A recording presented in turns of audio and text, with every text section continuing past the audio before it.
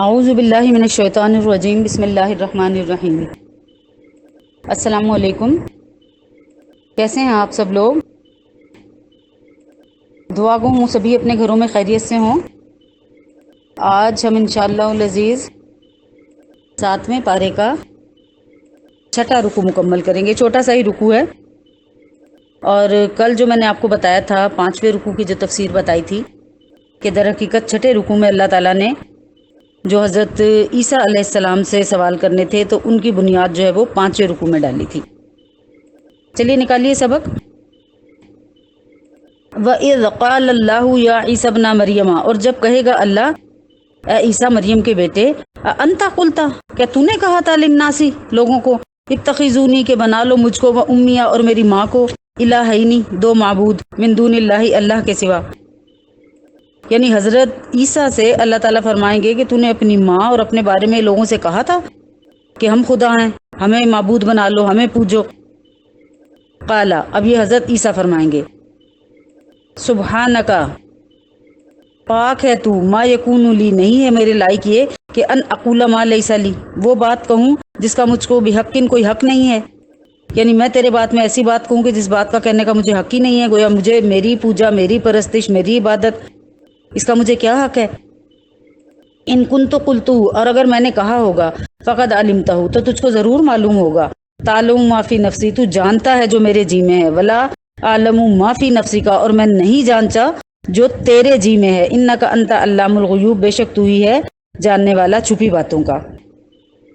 اب دوسری آیت بھی جو ہے وہ چلے میں تلاوت کر دیتی ہوں اس کی تفسیر بتانے سے پہلے۔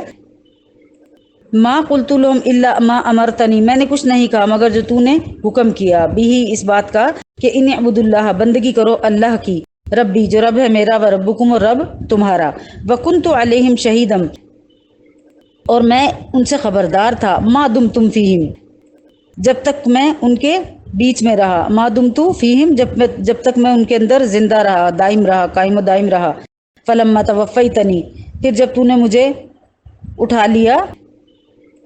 کنت انت الرقیب علیہم، تو ہی تھا خبر رکھنے والا، ان کی خبر رکھنے والا، یا اس میرے بعد کیا ہوا اس کا علم رکھنے والا تو ہی تھا، وانت علی کل شیء شہید، اور تو ہر چیز سے خبردار ہے، ہر چیز جو ہے وہ تیرے احاطہ علم میں موجود ہے، تو گواہ ہے اس کے اوپر۔ ان تعذبہم فانہم عبادک، اگر تو ان کو عذاب دے تو وہ بندے ہیں تیرے، وان تغفر لہم، اور اگر تو ان کو معاف کر دے، فانک انت العزیز الحکیم، تو ہی ہے زبردست حکمت والا۔ یہ جو میں نے پہلی آیت تلاوت کی ہے جو ذرا طویل آیت تھی، باقی دو چھوٹی آیتیں ہیں۔ اب یہاں پہ یہ سمجھ لیجئے کہ اللہ تعالیٰ ہر چیز کو جاننے والا ہے، علیم ہے، خبیر ہے، شہید ہے، گواہ بھی ہے، وہ ہر چیز پہ حاضر ہے وہ۔ اب حضرت عیسیٰ سے سوال اس لیے نہیں اللہ تعالیٰ نے کیا کہ ان کو معلوم نہیں ہے، اللہ کو پتہ نہیں ہے،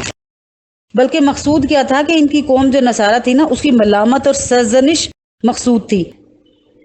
کہ جس کو تم معبود مان رہے ہو، جس کو تم خدا کہہ رہے ہو، وہ تو خود تمہارے عقیدے کے خلاف اپنی ابدیت کا اقرار کر رہا ہے، اور وہ تمہارے بہتان سے بری ہے۔ ابن کثیر نے اسی روایت کو اختیار کیا ہے کہ حضرت عیسیٰ علیہ السلام تو خود اپنی ابدیت کا اقرار کر رہے ہیں، تو تمہارے اس بہتان سے، جس کو تم کہتے ہو کہ اس نے ہمیں جو ہے وہ عیسیٰ جو ہے وہ خدا ہے یا تین میں کا تیسرا ہے، تو وہ تو اس سے خود بری ہے۔ فلما توفیتنی، پھر جب حضرت عیسیٰ علیہ السلام کی جو موت ہو گئی، یا رفع الی السماء وغیرہ کی جو بحث ہے، اور یقینی طور پہ قرآن پاک کی جو آیات ہیں ان کے مطابق آپ کو اٹھا لیا گیا تھا، تو جب ان کو اٹھا لیا گیا تو پھر حضرت عیسیٰ علیہ السلام کے ساتھ یہ گفتگو جو ہے وہ ظاہر ہے کہ قیامت کے روز ہوگی، تو اس وقت آسمان سے نزول کے بعد آپ کو موت حقیقی حاصل ہو چکی ہوگی، یعنی قیامت میں یہ گفتگو ہوگی، اور قیامت سے پہلے آپ آئیں گے، اپنی طبعی عمر پوری کریں گے، اور آپ کو جو ہے وہ اللہ تعالیٰ موت سے پھر ہمکنار کرے گا۔ تو جب قیامت کا روز ہوگا نا، تو انبیاء علیہ السلام، ان کی امتیں جب بلائی جائیں گی، تو پھر عیسیٰ علیہ السلام کو بلایا جائے گا، پھر اللہ تعالیٰ ان کو اپنی نعمتیں یاد دلائے گا جو آپ نے 5 رکوع میں پڑھی ہیں، پھر ان کو نزدیک کر کے فرمائے گا کہ اے عیسیٰ مریم کے بیٹے، میری نعمتیں یاد کر جو پچھلا آپ نے رکوع پڑھا ہے، اور پھر بتا مجھے کہ کیا تو نے کہا تھا کہ مجھے اور میری ماں کو اپنا معبود بنا لو۔ تو عیسیٰ علیہ السلام اس بات کا انکار کریں گے اور کہیں گے کہ پروردگار میں نے نہیں کہا۔ پھر نصارہ سے سوال ہوگا تو یہ لوگ کہیں گے کہ ہاں اس نے ہمیں یہی حکم دیا تھا۔ یعنی کیا حکم دیا تھا؟ کہ اللہ کی عبادت کرو، مجھے نہ پوجو، اللہ کی عبادت کرو، میں عبد ہوں۔ پیچھے آپ ایک آیت پڑھ بھی آئے ہیں کہ نہ فرشتوں کو آر ہے بندگی سے، اور حضرت عیسیٰ جو ہے وہ بھی اللہ کے ایک بندے ہیں اور رسول ہیں۔ تو گویا جو الوہیت کا درجہ انہوں نے دے رکھا تھا، جو اللہ تعالیٰ کے برابر ٹھہرا رکھا تھا، وہ سب غلط تھا۔ اب یہ لوگ وہاں اقرار کریں گے اور اس اقرار کے بعد ان کو پھر جو ہے وہ دوزخ کی طرف ہانکا جائے گا۔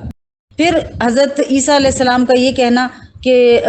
میں جو کچھ میرے جی میں ہے، یعنی میں نے اگر کہا ہوتا تو تجھے معلوم ہوتا، اور جو کچھ میرے جی میں تو جانتا ہے، جو تیرے جی میں ہے وہ میں نہیں جانتا، تو یہ بھی اللہ تعالیٰ کی کامل علم اور کامل بصیرت اور اللہ تعالیٰ کی کامل حکمت کا اقرار ہے کہ اللہ تعالیٰ تو جانتا ہے بہتر کہ میں نے انہیں کیا، جب تک میں زندہ رہا میں نے انہیں کیا کہا، کیا تعلیمات دی، مگر وہی تعلیمات دی جو میری طرف وہی ہو کے آتی رہی، میں نے اس کے علاوہ کچھ نہیں کہا، اور اگر میں نے کہا ہوتا تو جانتا۔ پھر جو اگلی آیت میں کہا کہ ان تعذبہم فانہم عبادک، یعنی آپ اپنے بندوں پر ظلم نہیں کرتے، اگر آپ انہیں عذاب دیں گے تو یہ بھی ظلم نہیں ہوگا، وہ آپ کے بندے ہیں۔ اگر ان کو سزا دے اللہ تعالیٰ تو وہ عین حکمت اور عدل پر مبنی ہوگی، اور فرض کیجئے کہ اللہ تعالیٰ معاف کر دے تو یہ بھی ازراہ عجز نہیں ہوگی کہ اللہ تعالیٰ عاجز ہے، ایسا نہیں ہے، نعوذ باللہ۔ اللہ تعالیٰ زبردست ہے، غالب ہے، حکمت والا ہے، کوئی مجرم اللہ تعالیٰ کے قبضہ قدرت سے نکل کے بھاگ نہیں سکتا کہ آپ یعنی اللہ تعالیٰ اس پہ قابو ہی نہ پا سکے، اور چونکہ وہ حکیم ہے، حکمت والا ہے، تو یہ بھی ممکن نہیں ہے کہ کسی مجرم کو یوں ہی بے موقع چھوڑ دے۔ تو حضرت عیسیٰ نے فرمایا کہ بہرحال جو فیصلہ بھی اللہ تعالیٰ نے مجرمین کے حق میں کریں گے وہ بالکل حکیمانہ اور قادرانہ ہوگا۔ اب حضرت مسیح علیہ السلام کا یہ کلام چونکہ محشر میں ہوگا نا، روز قیامت ہوگا، تو اب کفار کے حق میں وہاں کوئی شفاعت اور رحم کی اپیل وغیرہ نہیں ہو سکتی، اس لیے حضرت عیسیٰ علیہ السلام نے عزیز الحکیم کی جگہ غفور الرحیم کی صفات کو اختیار نہیں فرمایا۔ حکمت والا ہے، وہ اس کا سزا دینا بھی حکمت میں ہے، اور اگر وہ اپنے بندوں کو معاف کر دے تو یہ بھی حکمت میں ہے۔ اور غفور الرحیم کہہ دیا جاتا تو پھر تو ہر اللہ تعالیٰ کی صفت جو غفور ہے، جو رحیم ہے، تو اس سے تو پھر ساروں کو ہی معاف کر دیا جائے۔ پھر یہ جو آیت ہے نا، ان تعظم فانہم عبادک، کہ اگر تو انہیں عذاب دے تو بے شک تیرے بندے ہیں۔ ابن کثیر کی ایک روایت ہے جنہیں ابو ذر رضی اللہ تعالیٰ عنہ نے نقل کیا ہے کہ حضرت صلی اللہ علیہ وسلم ایک مرتبہ پوری رات ایک ہی آیت پڑھتے رہے، اور وہ یہ آیت تھی ان تعذبہم فانہم عبادک۔ پھر جب صبح ہوئی تو میں نے عرض کیا، یعنی حضرت ابو ذر نے عرض کیا، یا رسول اللہ آپ یہی آیت ساری رات پڑھتے رہے، رکوع اور اسی سے سجدے کرتے رہے یہاں تک کہ صبح ہو گئی؟ تو آپ نے فرمایا میں نے اپنے پروردگار سے اپنے واسطے شفاعت کی درخواست کی تو وہ مجھے عطا فرما دی گئی، اور وہ انشاءاللہ ملنے والی ہے، اور ایسے شخص کے واسطے اس نے اللہ تعالیٰ کے ساتھ کسی چیز کو شریک نہ کیا ہو۔ یعنی یہاں پہ ایک پوائنٹ، ایک چیز، ایک خوشی کی بات ہمارے لیے یہ ہے کہ نبی پاک صلی اللہ علیہ وسلم گنہگار کوئی کتنا بھی ہو اس کی تو شفاعت فرما دیں گے، لیکن ہم میں سے جو شرک کرنے والے ہیں اس کی شفاعت نہیں ہوگی، کیونکہ جو شرک پہ مرا وہ اسلام پہ مرا ہی نہیں، اس کی موت ہی اسلام پہ نہیں ہوئی۔ تو اللہ تعالیٰ ہمیں شرک اور اس کے جتنے متعلقات ہیں ان سے محفوظ رکھے، آمین۔ کیونکہ اگر شرک نہیں کیا تو ہم نبی پاک صلی اللہ علیہ وسلم کتنے بھی ہم گنہگار ہو جائیں تو نبی پاک صلی اللہ علیہ وسلم کی شفاعت جو ہے، جو سفارش ہے، وہ جو ہے وہ ہمیں نصیب ہو جائے گی۔ لیکن اس کا یہ مطلب نہیں ہے کہ نبی چھڑا لے گا، نبی شفاعت کر دے گا، ایسا بالکل ہرگز کوئی مقصد نہیں ہے بات بتانے کا کہ جو ہے وہ گناہ در گناہ کیے ہی چلے جاؤ، ایسا بھی نہیں ہے۔ کیونکہ اوپر کا جو متن ہے میں نے آپ کو جو بتایا ہے کہ اللہ تعالیٰ زبردست حکمت والا ہے، اور جو حکیم ہوتا ہے نا پھر اس کا کوئی کام حکمت سے خالی نہیں ہوتا۔ تو سب گناہ گاروں کو یوں ہی چھوڑ دیا جائے تو یہ کام تو حکمت کے خلاف ہوگا نا۔ مجرموں کو سزا نہ دی جائے، سب مجرموں کو معاف ہی کر دیا جائے تو یہ کام حکمت کے خلاف ہے، اور اللہ تعالیٰ حکیم ہے۔ تو ہم سب اپنے اپنے گناہوں کا بہرحال کفارہ وہاں پر بھگتیں گے۔ دوسری روایت میں آتا ہے کہ آپ صلی اللہ علیہ وسلم نے مذکورہ آیت پڑھی، یعنی یہی والی ان تعذبہم فانہم عبادک، پھر آپ نے آسمان کی طرف ہاتھ اٹھائے اور کہا اللہم امتی، یعنی یا میرے پاک پروردگار میری امت کی طرف نظر رحمت فرما، اور آپ رونے لگے اس پر اللہ تعالیٰ نے بذریعہ جبرائیل امین رونے کی وجہ دریافت فرمائی، تو آپ نے جبرائیل امین کو اپنے مذکورہ قول سے آگاہ کیا کہ میں تو یہ چاہتا ہوں، میں اس لیے رو رہا ہوں۔ تو اس پر اللہ تعالیٰ نے حضرت جبرائیل سے فرمایا کہ پھر جاؤ اور محمد صلی اللہ علیہ وسلم سے کہہ دو کہ ہم ان قریب تیری امت کے بارے میں تم کو رضامند کر دیں گے اور تم کو ناخوش نہیں کریں گے۔ تو یہاں پہ کیا ہوا؟ یہ جو شفاعت کا حق ہے وہ دیا گیا تھا۔ آگے چلیے، قال اللہ ھذا یوم ینفع الصادقین صدقہم، فرمایا اللہ نے یہ دن ہے کہ کام آوے سچوں کو ان کا سچ۔ لہم جنات تجری من تحتہا الانہار، ان کے لیے باغ ہیں کہ جن کے نیچے بہتی ہیں نہریں، خالدین فیہا، ہمیشہ رہیں گے اس میں۔ رضی اللہ عنہم ورضوا عنہ، اللہ ان سے راضی ہوا اور وہ اللہ سے راضی ہوئے۔ ذالک الفوز العظیم، یہی ہے بڑی کامیابی ملنی۔ للہ ملک السماوات والارض، اللہ ہی کی سلطنت ہے آسمانوں کی اور زمین کی، وما فیہن، اور جو کچھ ان کے بیچ میں ہے، وہو علی کل شیء قدیر، اور وہ ہر چیز پر قادر ہے۔ دیکھیں، عام طور پر واقعہ کے مطابق قول کو صدق اور خلاف واقعہ بیان کرنے کو کذب سمجھا جاتا ہے، لیکن قرآن و سنت سے معلوم ہوتا ہے کہ صدق اور کذب جو ہے یہ عام ہے، یعنی قول بھی سچا ہو اور عمل بھی سچا ہو، قول اور عمل دونوں اس میں شامل ہیں۔ چنانچہ ایک حدیث ہے جس میں واقعہ کے خلاف عمل کو کذب کہا گیا ہے، مشکوٰۃ شریف کی حدیث ہے، یعنی اگر کوئی اپنے آپ کو ایسے زیور سے آراستہ کرے جو اس کو نہیں دیا گیا، یعنی کسی ایسی صفت یا عمل کا دعویٰ کرے جو اس میں نہیں ہے، تو گویا اس نے جھوٹ کے 2 کپڑے پہنے۔ مثال کے طور پر ایسے اپنے آپ کو اس طرح سے ہر وقت رکھنا جیسے علماء کا وہ جبہ سا نہیں ہوتا، اس کو پہن کے رکھنا، حالانکہ دین کے علم سے بالکل آپ کورے ہوں، آری ہوں، تو اس نے گویا اپنے آپ کو ایسے زیور سے آراستہ کیا جو اس کے لیے نہیں تھا، تو اس نے جھوٹ بولا۔ اس میں وہ صرف تھی نہیں، وہ عالم تھا ہی نہیں، اس کا علم اتنا تھا ہی نہیں، اس کی ایجوکیشن اس لیول کی تھی نہیں، لیکن وہ جبہ سا عام لوگوں میں ہر وقت پہن کے رکھا، چلا پھرا، اور اپنا گیٹ اپ یہ رکھا کہ لوگ اس کو عالم سمجھے، حالانکہ وہ عالم تھا نہیں۔ تو اس نے کیا کیا؟ جھوٹ کے 2 کپڑے پہنے۔ پھر ایک اور دوسری حدیث میں اعلانیہ اور تنہائی میں اچھی طرح نماز پڑھنے والے کو سچا بندہ کہا گیا ہے۔ یہ پہلی مثال جھوٹے کی تھی نا، اب سچے کی ہے، یعنی جو آدمی اعلانیہ اچھی طرح نماز پڑھتا ہے وہ تنہائی میں بھی اسی طرح ادا کرتا ہو، تو ایسے آدمی کے بارے میں اللہ تعالیٰ فرماتے ہیں یہ میرا سچ مچ کا بندہ ہے، یعنی صحیح عبدیت یا میری جو بندہ ہونے کا حق ہے وہ اس نے ادا کیا۔ گویا ہماری تنہائیوں میں بھی عبادت کا وہی لیول ہو جو ہمارا مجلس میں ہوتا ہے۔ ایسا نہ ہو مجلس میں ہم بڑے خشوع و خضوع سنوار کے نماز کو پڑھنے والے ہوں اور تنہائی میں اس طرح سے پڑھے نماز کو جیسے میلے کپڑے اتار کے کوئی پھینک دے، وہ نماز اللہ تعالیٰ کو پسند ہی نہیں آتی ہے، اس کو واپس پھینک دیا جاتا ہے۔ پھر رضی اللہ عنہم ورضوا عنہ، یعنی اللہ ان سے راضی ہوا اور وہ اللہ سے۔ یہ کتنی بڑی بات ہے نا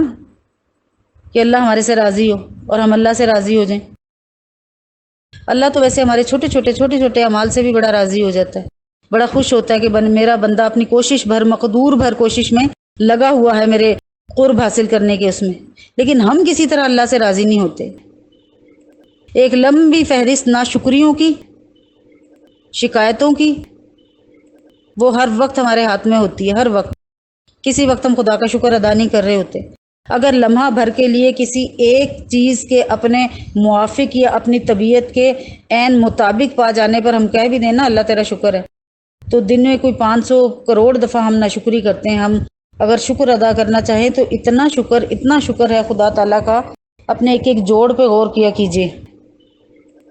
صبح آپ اٹھتے ہیں، اگر کوئی انگلی اکڑی ہوئی ہو، ذرا سا ہاتھ اکڑا ہوا ہو، ذرا سا کمر کا کوئی جوڑ اکڑا ہوا ہو، تو سارا دن کتنا برا جو ہے وہ